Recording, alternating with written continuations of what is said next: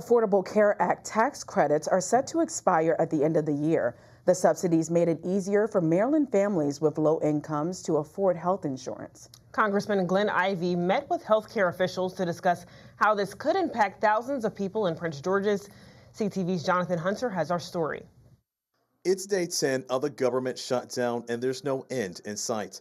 Republicans and Democrats haven't been able to reach an agreement on a spending bill related to health care. The Affordable Care Act tax credits are set to expire at the end of the year. The subsidies made health insurance more affordable for thousands of Marylanders. Democrats want to see an extension. Congressman Glenn Ivey says if those tax credits are not extended, it could be devastating. Some people are going to see their premiums jump. In some instances, they might double or triple. And so, it's going to be unaffordable for a lot of people. They'll have to drop their coverage.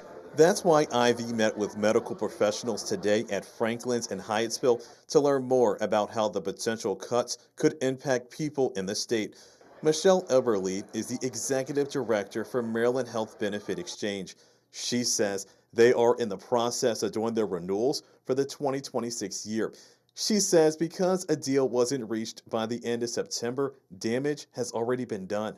Consumers in Maryland will begin receiving their renewal notices, and they will see the significant increase, 35% for many, in their premiums.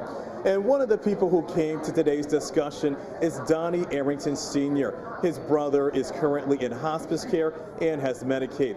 With everything going on, Arrington came simply to get answers. When someone placed that call, you need someone to answer that phone, That's where the critical part comes in at.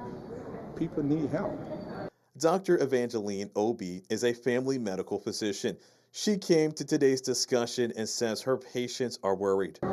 Patients are already terrified with everything going on, but patients, we encourage them because it's about their health. Everly says Maryland has set aside money to help keep the premium costs down.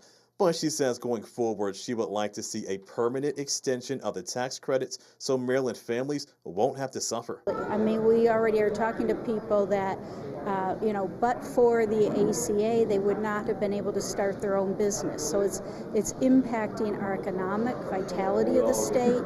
In Hyattsville, Jonathan Hunter, CTV News.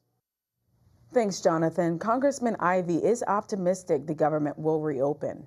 He says when insurance companies send out notices letting people know their premiums will go up, he believes the public will get on the phone and put pressure on their elected officials to come together so the government can open.